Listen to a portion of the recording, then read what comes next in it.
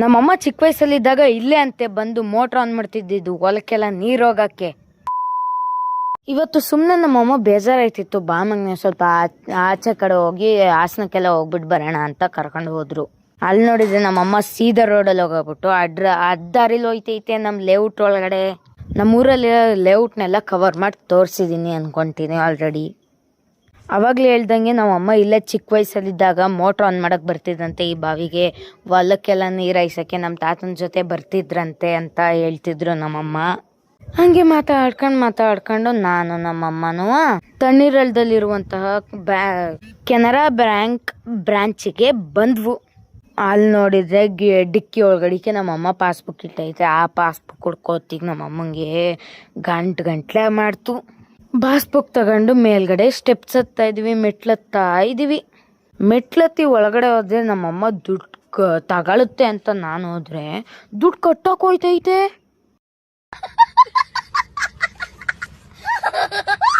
ಅದು ಎಷ್ಟು ಅನ್ಕೊಂಡಿದ್ದೀರಾ? 50,000 ಕಟ್ಟಕ್ಕೆ ಹೋಗ್ತಿದೆ. ಅಲ್ಲಿ ಒಂದು ಚಾನಲ್ ಇಸ್ಕಂತು, ಅದರಲ್ಲಿ ಫುಲ್ ಡೀಟೇಲ್ಸ್ ಎಲ್ಲ ಬರೀತು. ಡೀಟೇಲ್ಸ್ ಬರೆದು ಅಲ್ಲಿ ಕೂತಿರ್ತಾರಲ್ಲ ಅವ್ರ ಕೈಲಿ ಕೊಡ್ತು. ಅವರು ಇಸ್ಕೊಂಡು ಫುಲ್ಲು ಎಲ್ಲ ಡೀಟೇಲ್ ಎಲ್ಲ ಚೆಕ್ ಮಾಡಿ ಕಂಪ್ಯೂಟ್ರಲ್ಲಿ ಆ್ಯಡ್ ಮಾಡಿ ಬ್ಯಾಂಕ್ ಅಕೌಂಟ್ ಇದೆಯಲ್ಲ ಆ ಬ್ಯಾಂಕ್ ಅಕೌಂಟಿಗೆ ಅಮೌಂಟ್ನ ಟ್ರಾನ್ಸ್ಫರ್ ಮಾಡಿದರು. ಅಲ್ಲಿಂದ ಮುಗಿಸ್ಕೊಂಡು ನಾನು ನಮ್ಮಮ್ಮನ ಬೈಕ್ ಹತ್ಕೊಂಡು ಹೋಗಿದ್ದೆ ಇನ್ನೊಂದು ಬ್ಯಾಂಕ್. ನಮ್ಮಮ್ಮಂದು ಯಾವುದಪ್ಪ ಅಂದರೆ ಬ್ಯಾಂಕ್ ಆಫ್ ಬರೋಡಾ ಬ್ಯಾಂಕಿಗೆ ಹೋಗಿ ನಮ್ಮಮ್ಮ ಅಲ್ಲಿ ಸ್ಟೆಪ್ಸ್ ಹೊತ್ತಿಗೆ ನಮ್ಮಮ್ಮನ ಕಾಲೆಲ್ಲ ನೋವು ಬಂದ್ಬಿಡ್ತಂತೆ. ಸ್ಟೆಪ್ಸ್ ಹತ್ತಿ ಹಂಗಂದ್ರೆ ಮೆಟ್ಲು ಹತ್ಬಿಟ್ಟು ನಾನು ನಮ್ಮಮ್ಮನ ಬ್ಯಾಂಕ್ ಒಳಗಡೆ ಹೋದ್ವು.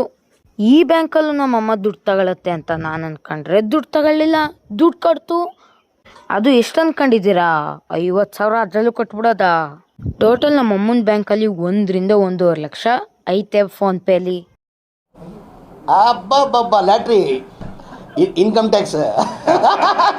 ಅಲ್ಲಿ ಬ್ಯಾಂಕ್ ಆಫ್ ಬರೋಡಾ ಮಿಷಿನ್ ಇತ್ತಲ್ಲ, ಯಾವುದು ಪಾಸ್ಬುಕ್ ಎಂಟ್ರಿ ಮಾಡೋದು, ಆ ಪಾಸ್ಬುಕ್ ಎಂಟ್ರಿ ಮಾಡೋಕ್ಕೆ ಬುಕ್ ಹಾಕಿದ್ವು. ಅದಂತೂ ಒಂದು ಗಂಟೆ ಮಾಡ್ತು ಆ ಪಾಸ್ಬುಕ್ ಬರೋ ಹೊತ್ತಿಗೆ. ಯಪ್ಪ ಅದ್ರಲ್ಲಿ ಪ್ರಿಂಟ್ ಆಗೋದಂತೆ, ಸರ್ವರ್ ಪ್ರಾಬ್ಲಮ್ ಅಂತೆ, ಅದು ಅದು ಅಂದ್ಕೊಂಡು ಏನಿಲ್ಲ ಅಂದ್ರೆ ಒಂದು 5 ರಿಂದ 10 ನಿಮಿಷ ಮಾಡ್ತು. ಅದು ಪ್ರೋಸೆಸ್ ಆಗಿ ಪ್ರಿಂಟ್ ಮಾಡಿ ಬರೋ ಹೊತ್ತಿಗೆ ನಾನು ಕೇಳಿದೆ ನಮ್ಮಮ್ಮನ, ಎಲ್ಲೆಲ್ಲಿ ಬ್ಯಾಂಕ್ ಅಕೌಂಟ್ ಇಟ್ಟಿದ್ರಲ್ಲಮ್ಮ, ಇಷ್ಟೊಂದು ದುಡ್ಡು ಇಟ್ಟಿದ್ರಲ್ಲ ಅಂತ ಕೇಳಿದೆ.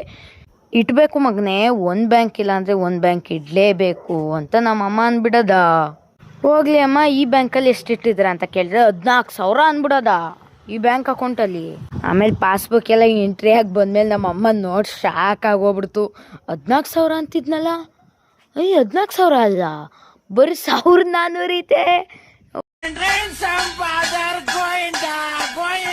ಮತ್ತು ಅಲ್ಲಿಂದ ಬೇಜಾರಾಗಿ ನಮ್ಮಮ್ಮ ಸ್ಟೆಪ್ಸ್ ಹಂಗಂದ್ರೆ ಮೆಟ್ಲು ಇಳಿದ್ಬಿಟ್ಟು ನಮ್ಮಮ್ಮ ಕೆಳಗಡೆ ಬೈಕ್ ಹತ್ತ ಬಂದು ಹೆಲ್ಮೆಟ್ ಹಾಕೊಂಡು ಗಾಡಿ ಓಡಿಸ್ಕೊಂಡು ಮತ್ತೆ ನಾವು ಹೋಗಿದ್ದೆ ಪಂಜಾಬ್ ನ್ಯಾಷನಲ್ ಬ್ಯಾಂಕಿಗೆ. ಅಲ್ಲಿ ನೋಡಿದ್ರೆ ಟೈಮು 2:30 ಐತೆ. ಅವ್ರು ಪಂಜಾಬ್ ನ್ಯಾಷನಲ್ ಬ್ಯಾಂಕಲ್ಲಿರೋ ವರ್ಕರ್ಸ್ ಎಲ್ಲ ಊಟಕ್ಕೆ ಹೋಗಿದ್ದಾರೆ. ಅವರು ಊಟದಿಂದ ಮುಗಿಸ್ಕೊಂಬರೋ ಹೊತ್ತಿಗೆ ಅರ್ಧ ಗಂಟೆ 3 ಗಂಟೆ ಬಂದಮೇಲೆ ಮತ್ತೆ ಅವರು ಒಳಗಡೆ ಹೋದ್ರು. ವರ್ಕರ್ಸ್ಗಳು ಒಳಗಡೆ ಹೋಗಿ ಬೀಗ ಹಾಕೊಬಿಡೋದು ಮತ್ತೆ. ಆಮೇಲೆ ನಾನು ಮತ್ತೆ ನಮ್ಮಮ್ಮನೂ ಬಾಗಿಲು ತಕೊಂಡು ಒಳಗಡೆ ಹೋದ್ವು. ಇದ್ರಲ್ಲಾರು ದುಡ್ಡು ಬರುತ್ತಾ ಅಂತ ನಮ್ಮಮ್ಮ ನೋಡ್ತು. ಆದರೆ ಅಲ್ಲಿ ಪಾಸ್ಬುಕ್ ಎಂಟ್ರಿ ಮಾಡಿದ್ಮೇಲೆ ಗೊತ್ತಾಗಿದ್ದು ಎಷ್ಟೈತೆ ದುಡ್ಡು ಅಂತ. 10,000 ಐತೆ ಅಂತ. ಇದು ಆಕ್ಚುಲಿ ಚೆನ್ನಾಗಿರೋದು. ಯಾಕಮ್ಮ ತಗೋತಾ ಇಲ್ಲ, 10,000 ಐತಲ್ಲ ಅಂತ ಕೇಳಿದ್ರೆ, ಮಗನೇ 10,000 ಆ ಬ್ಯಾಂಕಲ್ಲಿ ಇರಬೇಕು. ಯಾಕಂದರೆ ಸಮಯ ಸಂದರ್ಭ ಹಂಗೆ ಇರುತ್ತ ಮಗನೇ. ಹಾಗಾಗಿ ಒಂದಲ್ಲ ಒಂದು ಬ್ಯಾಂಕಲ್ಲಿ ದುಡ್ಡು ಇರಲೇಬೇಕು ಮಗನೇ. ಹಂಗೆ ಮಾತಾಡ್ಕೊಂಡು ನಾನು ಮತ್ತು ನಮ್ಮಮ್ಮನೂ ಆರಾಮ್ಸೆ ಇಲಾಲ್ಸ್ ಜ್ಯೂಸ್ ಕುಡ್ಕೊಂಡು ನಾನು ಮತ್ತು ನಮ್ಮಮ್ಮನೂ ಸೀದಾ ಮನೆಗೆ ಬಂದ್ವು.